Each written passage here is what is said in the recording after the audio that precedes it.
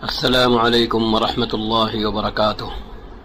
تعبیر کا فریب، اس ٹائٹل اور عنوان کے تحت وہ سلسلہ شروع کیا جا رہا ہے جس میں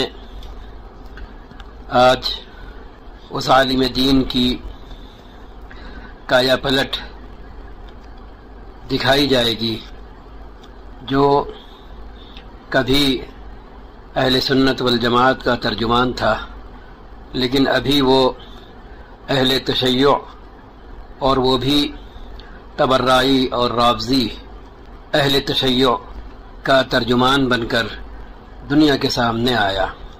آج کے اے آئی ٹول جو دو بہت مشہور ہیں اور تیسرے کا تذکرہ ہم کل کرنا بھول گئے تھے، اسے اس وقت کیے لیتے ہیں۔ ٹویٹر کا گروک، تو یہ تین اے آئی ٹول ہیں، انہی سے ہم نے سوال پوچھے ہیں اور سوال پوچھیں گے، اور ان کے جو جواب آئیں گے وہ یہاں پر ہم اس سلسلے میں پیش کریں گے۔ سنی اور شیعی نقطہ نظر سے بالا ہو کر ہم نے ان تینوں اے آئی ٹول سے اصل اسلام کے بارے میں پوچھا۔ ہم کن رہنما اصولوں کو بنیاد بنا کر اصل اسلام کو پہچاننے کی کوشش کریں۔ آج ہم نے سب سے پہلے ایک سوال پوچھا گروک سے کہ اسلام کیا ہے۔ اس کا جواب آپ ملاحظہ فرمائیں ابھی یہاں پر، اس کے بعد پھر اگلا سوال پیش کریں گے، اور ایک مرتبہ پھر کہہ دیں کہ اے آئی ٹول سے جواب لینے کا مقصد اور ہدف اور ٹارگٹ وہی ہے، تیسرا دماغ جو اربوں صفحات پر مشتمل ہے، اور ان تینوں اے آئی ٹولز بنانے والوں کے اندر اللہ کی قدرت کہیے کہ ان کے دل میں اپنے آپ یہ خیال آیا کہ وہ اصل اسلام کی ترجمانی کریں جب کوئی بات ان سے بنا کسی قید کے پوچھی جائے۔ جب قید لگا کر پوچھی جائے تو پھر اس قید کے مطابق وہ جواب دیں، لیکن جب ہر قسم کی قید سے بالاتر ہو کر بات پوچھی جائے تو پھر وہ بات پیش کریں جو اصل اسلام کی ترجمان ہو اور اصل اسلام کی رہنمائی کرتی ہو۔ یہ بات ذہن میں رکھ کر یہاں پر دیکھنا شروع کریں، اور یہی بات ذہن میں رکھ کر آپ ان تینوں ٹولز کو استعمال کرنا شروع کریں، تب آپ کو پتہ چلے گا اصل کیا ہے، حقیقت کیا ہے، اور فریب کیا ہے، مکر کیا ہے، دھوکہ کیا ہے۔ چلیں اس پہلے سوال کا جواب لیتے ہیں، اسلام کیا ہے۔ ہم نے سوال پوچھا اسلام کے بارے میں بتا سکتے ہو، تو گروک 3 اے آئی نے جواب دیا، اسلام ایک عالمی مذہب ہے جو توحید ایک خدا پر یقین پر مبنی ہے، اور پیغمبر محمد صلی اللہ علیہ وسلم کو خدا کا آخری نبی مانتا ہے۔ یہ قرآن مجید کو اپنی مقدس کتاب مانتا ہے جو اللہ کا کلام سمجھا جاتا ہے۔ اسلام کے 5 بنیادی ارکان ہیں: شہادت، اللہ کے ایک ہونے اور محمد صلی اللہ علیہ وسلم کے اس کے نبی ہونے کی گواہی دینا، نماز، دن میں 5 مرتبہ مقررہ اوقات میں نماز ادا کرنا، زکوٰۃ، اپنی دولت کا ایک حصہ غریبوں اور مستحقین کو دینا، روزہ، رمضان کے مہینے میں طلوع فجر سے غروب آفتاب تک روزہ رکھنا، حج، زندگی میں کم از کم ایک بار مکہ مکرمہ کا حج کرنا اگر مالی اور جسمانی استطاعت ہو۔ اسلام انسانوں کو اخلاقیات، عدل، رحم دلی اور اچھے کردار کی تعلیم دیتا ہے۔ اس کے علاوہ یہ زندگی کے تمام شعبوں میں رہنمائی فراہم کرتا ہے، جیسے کہ خاندانی زندگی، معاشرتی تعلقات اور ذاتی ترقی۔ اس کے بعد ہم نے ایک اور سوال کیا، ہمیں اسلامی نقطہ نظر سے بتاؤ، سنی اور شیعہ نقطہ نظر سے نہیں۔ اگر اسلام ایک حقیقی اور واقعی دین ہے تو اگر کوئی سنی اور شیعہ نقطہ نظر سے ہٹ کر اصل اسلام کو سمجھنا چاہے، جاننا بوجھنا چاہے تو وہ کیسے جانے گا؟ جواب دیتا ہے، آپ کا سوال بہت گہرا اور بنیادی ہے۔ جواب ملتا ہے آپ کا سوال بہت گہرا اور بنیادی ہے۔ آپ یہ جاننا چاہتے ہیں کہ اگر کوئی شخص سنی اور شیعہ نقطہ نظر سے ہٹ کر اصل اسلام کو اسلامی نقطہ نظر سے سمجھنا چاہے تو وہ کیسے کرے گا اور کیا کرے گا؟ چونکہ آپ نے اسلامی نقطہ نظر پر زور دیا ہے، اس کا مطلب ہے کہ ہمیں قرآن اور رسول اللہ صلی اللہ علیہ وسلم کی مستند تعلیمات کو بنیاد بنانا ہوگا، یعنی سنت کو قرآن کے ساتھ ساتھ، جو کہ دین کے بنیادی ماخذ ہیں۔ میں مختصر لیکن مدلل اور محققانہ انداز میں جواب دیتا ہوں۔ اصل اسلام کیا ہے؟ اسلام، جیسا کہ قرآن اور نبی صلی اللہ علیہ وسلم نے پیش کیا، ایک مکمل ضابطۂ حیات ہے جو توحید، نبوت اور آخرت پر مبنی ہے۔ اس کی تکمیل حجۃ الوداع کے موقع پر ہوئی۔ سورۃ المائدہ آیت نمبر 3، الیوم اکملت لکم دینکم الی آخر الآیہ۔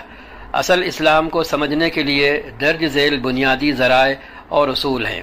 نمبر 1، قرآن مجید۔ قرآن اللہ کا کلام ہے اور دین کا بنیادی ماخذ ہے، سورس ہے۔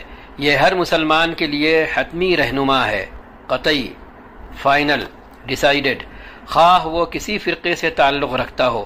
قرآن میں توحید، عبادات، نماز، روزہ، زکوٰۃ، حج، اخلاقیات اور معاشرتی اصول واضح ہیں۔ مثال، سورۃ البقرہ آیت نمبر 177 میں نیکی کی جامع تعریف دی گئی ہے جو عقائد، عبادات اور اخلاق کو شامل کرتی ہے۔ سورہ بقرہ کی آیت نمبر 177 آپ کے سامنے ہے۔ اعوذ باللہ من الشیطان الرجیم، بسم اللہ الرحمن الرحیم۔ لیس البر ان تولوا وجوہکم قبل المشرق والمغرب ولكن البر من آمن بالله واليوم الآخر والملائكة والكتاب والنبيين وآتى المال على حبه ذوي القربى واليتامى والمساكين وابن السبيل والسائلين وفي الرقاب وأقام الصلاة وآتى الزكاة والموفون بعهدهم إذا عاهدوا والصابرين في البأساء والضراء وحين البأس أولئك الذين صدقوا وأولئك هم المتقون۔ اب ترجمہ بھی یہیں پر دیکھے لیتے ہیں۔ نیکی یہ نہیں ہے کہ تم نے اپنے چہرے مشرق کی طرف کر لیے یا مغرب کی طرف، بلکہ نیکی یہ ہے کہ آدمی اللہ کو اور یوم آخر کو یعنی آخرت کے دن کو اور ملائکہ کو، فرشتوں کو اور اللہ کی نازل کی ہوئی کتاب اور اس کے پیغمبروں، رسولوں کو دل سے مانے اور اللہ کی محبت میں اپنا دل پسند مال رشتہ داروں اور یتیموں پر، مسکینوں اور مسافروں پر، مدد کے لیے ہاتھ پھیلانے والوں پر اور غلامی کی رہائی پر خرچ کرے، نماز قائم کرے اور زکوٰۃ دے۔ اور نیک وہ لوگ ہیں کہ جب عہد کریں تو اسے وفا کریں، پورا کریں، اور تنگ دستی و مصیبت کے وقت میں اور حق و باطل کی جنگ میں صبر کریں۔ یہ ہیں راست باز لوگ، سچے لوگ، اور یہی لوگ متقی ہیں، اللہ سے ڈرنے والے، اس کا پاس و لحاظ اور خیال کر کے زندگی جینے والے۔ نمبر 2، سنت رسول۔ رسول اللہ صلی اللہ علیہ وسلم کی تعلیمات اور عمل جو مستند احادیث مثلا صحیح بخاری، صحیح مسلم میں محفوظ ہیں، دوسرا بنیادی ماخذ ہیں۔ حدیث ما انا علیہ و اصحابی، سنن ترمذی حدیث نمبر 2641 اس بات کی طرف اشارہ کرتی ہے کہ نجات کا راستہ نبی صلی اللہ علیہ وسلم اور آپ کے صحابہ کرام کے طریقے پر عمل کرنے میں ہے۔ نمبر 3، صحابہ کرام کا اجماع۔ صحابہ کرام رضی اللہ عنہم اجمعین نے نبی صلی اللہ علیہ وسلم کے عہد سے براہ راست دین سیکھا۔ ان کا اجماع، اتفاق اور عمل دین کی سمجھ کے لیے اہم ہے، کیونکہ وہ نبی صلی اللہ علیہ وسلم کے قریب ترین اور اولین شاگرد تھے۔ اولین ہم نے اپنی طرف سے اضافہ کیا، کیونکہ صحابہ کرام ہی آپ صلی اللہ علیہ وسلم کے مدرسے کا پہلا بیچ ہیں۔ سنی اور شیعہ نقطہ نظر سے ہٹ کر اصل اسلام کیسے سمجھیں؟ اگر کوئی شخص فرقہ وارانہ نقطہ نظر سے ہٹ کر اصل اسلام کو سمجھنا چاہتا ہے تو درج ذیل اقدامات اختیار کرے۔ نمبر 1، سب سے پہلی چیز قرآن کا مطالعہ۔ قرآن کو اس کے ترجمے اور مستند تفسیر، مثلا تفسیر ابن کثیر یا تفسیر جلالین کے ساتھ پڑھیں۔ یہ قرآن کے تاریخی اور لسانی سیاق کو سمجھنے میں مدد دیتا ہے۔ اہم آیات جیسے سورہ آل عمران آیت نمبر 19 ان الدین عند اللہ الاسلام، اور سورہ مائدہ آیت نمبر 3 دین کی تکمیل اور اس کی بنیادوں کو واضح کرتی ہیں۔ الیوم اکملت لکم دینکم واتممت علیکم نعمتی ورضیت لکم الاسلام دینا، سورہ مائدہ کی آیت نمبر 3 یہ ہے۔ نمبر 2، صحیح احادیث کی جانچ۔ مستند کتب حدیث صحیح بخاری، صحیح مسلم، سنن ابی داود، ترمذی، نسائی، ابن ماجہ کا مطالعہ کریں۔ یہ احادیث نبی صلی اللہ علیہ وسلم کی زندگی، تعلیمات اور طریقوں کو بیان کرتی ہیں۔ احادیث کی صحت کی جانچ کے لیے حدیث کے اصولوں، علم الحدیث کو سمجھنا ضروری ہے تاکہ ضعیف یا موضوع احادیث سے بچا جا سکے۔ نمبر 3، صحابہ کے عمل کا مشاہدہ۔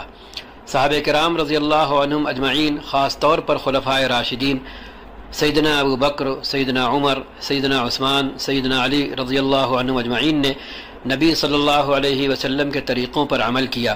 ان کی زندگیوں اور فیصلوں کا مطالعہ مثلا سیرت ابن ہشام یا تاریخ طبری سے اصل اسلام کی عملی شکل کو سمجھنے میں مدد دیتا ہے۔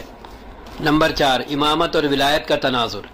آپ کے پچھلے سوال کے تناظر میں شیعہ تصور امامت اور ولایت معصوم ائمہ کی الہی تقرری قرآن یا صحیح احادیث میں واضح طور پر موجود نہیں۔ انڈرلائن کریں اس بات کو۔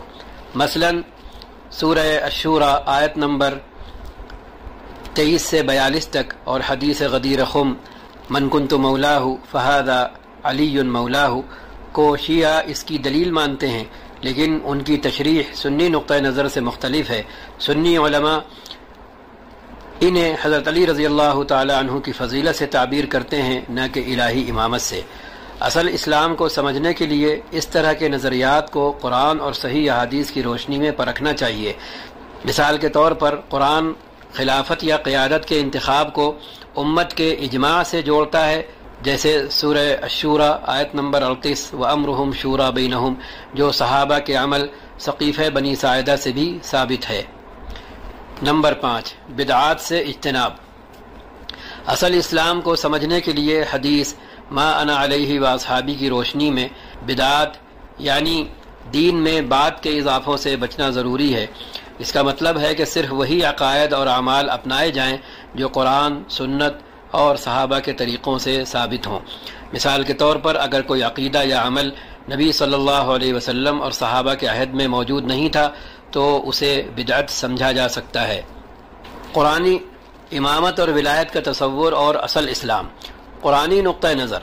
قرآن میں قیادت یا خلافت کے بارے میں کوئی واضح آیت نہیں جو الہی طور پر مقرر معصوم ائمہ کی بات کرتی ہو۔ جی، قرآن میں قیادت یا خلافت کے بارے میں کوئی واضح آیت نہیں جو الہی طور پر مقرر معصوم ائمہ کی بات کرتی ہو۔ سورۃ البقرہ آیت نمبر 124 میں حضرت ابراہیم علیہ السلام کی امامت کا ذکر ہے، لیکن یہ روحانی رہنمائی سے